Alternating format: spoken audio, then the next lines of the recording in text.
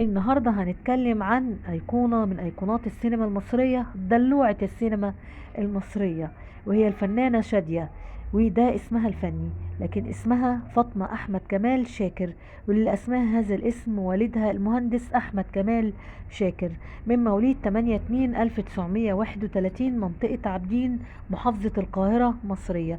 ماتت في 28/11/2017، ماتت كده عندها 86 سنة. الله يرحمها ويغفرها ويغفر لها ويغفر لجميع أمواتنا المسلمين والمسلمات، المؤمنين والمؤمنات، اللهم أمين يا رب العالمين. والدها المهندس الزراعي أحمد كمال شاكر كان بيشتغل في الأراضي الملكية الخاصة في قصر عابدين. يعني كان هو المهندس الزراعي والري في الأراضي الملكية الخاصة بقصر عابدين. وهي طبعا اختلفوا على اسمها في ان مين سماها شادية، لكن مين كان بيقول ان كان اليوسف بيك وهبي هو اللي كان مسميها كده، علشان كانت بتمثل معاه فيلم اسمه شادية الوادي. وفي اللي قالوا اللي سماها الاسم ده عبد الوارث عصر، وفي اللي قال المخرج والمنتج حلمي رفله هو اللي سماها هذا الاسم شادية. لكن الحقيقة ان الفنانة شادية نفت الموضوع ده، وهي اللي قالت انا اللي سميت نفسي شادية في لقاء صحفي، وقالت ان هم كانوا عايزين يسموني في اول فيلم من افلامي وكاتبين اسم الشهرة هدى، بس انا ما كانش حباه ولا عجبها، فعشان كده اسمت نفسها شادية. طبعا بدايتها الفنية كانت في مسابقة من مسابقات، كان الفنان أحمد بدرخان كان عايز وجوه جديدة وهي اتقدمت، وطبعا أعجبوا بيها لجنة التحكيم جدا، شكلا وموضوعا وأداء، وكمان كانت مطربة وصوتها حلو جدا. لكن المشروع اللي هم كانوا هيعملوه، المشروع الفيلم، لم يكتمل. قعدت على هذا الحال حوالي 6 سنوات. جاء بقى فيلم العقل في أجازة، فاتصل عليها المخرج أحمد بدرخان وقال لها إنها تيجي علشان تمثل هذا الفيلم. والفيلم نجح نجاح باهر وحقق إيرادات عالية جدا جدا. الفنانة شادية عملت أكتر من 112 فيلم، وكمان عملت مسلسلات إذاعية، بس عملت مسرحية واحدة بس في حياتها. الفنانة شادية من أبرز نجمات السينما المصرية. الفنانة شادية كانت عملت فيلم العقل الأجازة قصاد الفنان الكبير محمد فوزي، وخلاه إن إعجابه بأدائها إن هو جابها زي أفلام، عمل معاها زي أفلام الروح والجسد والزوجة السبعة وصاحبة الملاليم وبنات اليوم، بنات حواء أسفة. حقق إيرادات ونجاحات هايلة. فكان في الوقت ده الفنان أنور وجدي، زي ما قلت لكم كنت اتكلمت عن أنور وجدي قبل كده، ان هو كان عنده مؤسسة فنية يعني شركة انتاج كبيرة. ف يعني لما لقاها ان هي ناجحة بالشكل ده، فخدها وانتج لها فيلمين، كان منهم فيلم ليلة العيد وليلة الحنة. طبعا الفنانة شادية كانت هي والفنان كمال الشناوي ثنائي باهر رائع، لدرجة ان الفنان كمال الشناوي قال عليها مقولة، وهي ان هي ايرادات بنت عمارات وجابت اراضي، لان هي كانت بتحقق من ايراداتها، وكانت نجمة الشباك الاولى في السينما.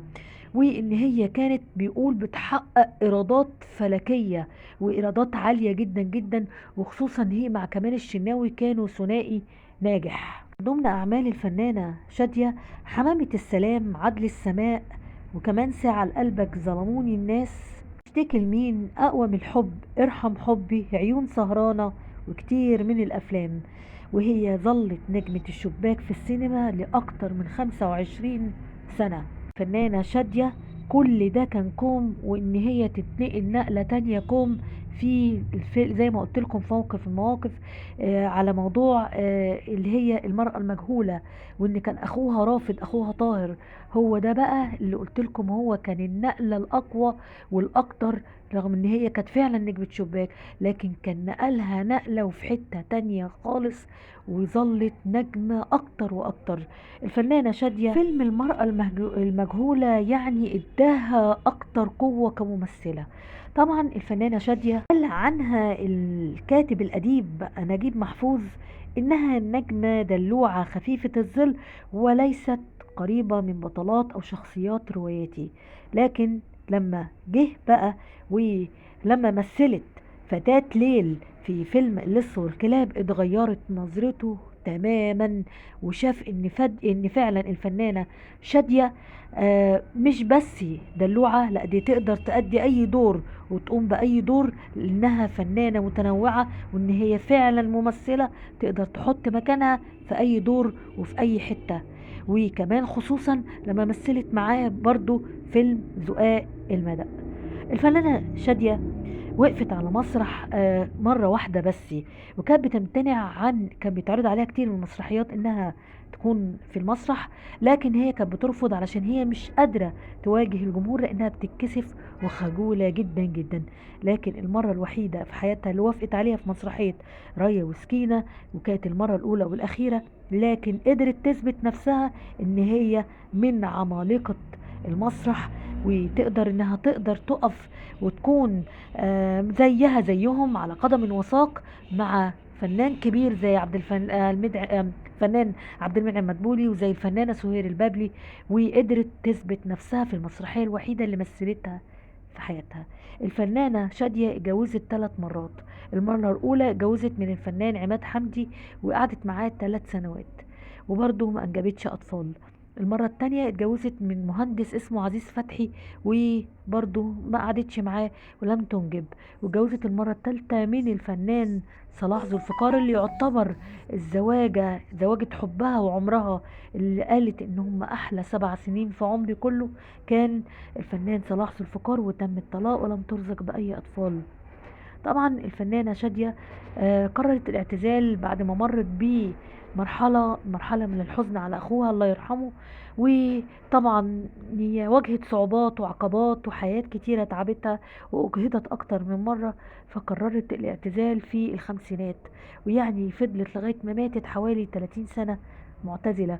ها لكن في خلال ال30 سنة هي كان نشاطها غيرته في إنها كل ما تملك وكل ما حققته من إيرادات من أفلام أو المسرحية الوحيدة أو المسلسلات الإذاعية، إن هي تروح توجههم للجمعيات الخيرية، وخصوصا رعاية الأطفال الأيتام، وفضلت في خدمتهم لآخر نفس في حياتها لغاية ما توفت 29/1/2017 عن عمر يناهز 86 سنة. هي دي حكاية دلوعة السينما المصرية الفنانة شادية ومشوارها الفني. أتمنى يكون الفيديو عجبكم، فضلا وليس أمرا. لا كل ما جاش نورني في القناة أتمنى يجي ينورني، فضلا وليس أمرا. كل سنة وانتم طيبين ودايما بخير، ويعود الأيام علينا بالخير. ومتشكرة قوي قوي يا عيلتي وناسي، متشكرة لكل حبايبي اللي جم معايا ونوروني، ومتشكرة لحبايبي اللي معايا. ألف ألف مليون شكر. اوعوا تنسوا تصلوا على الحبيب. اللهم صل وسلم وبارك على سيدنا محمد. أستغفر الله العظيم وأتوب إليك. والسلام عليكم ورحمة الله وبركاته. شكرا.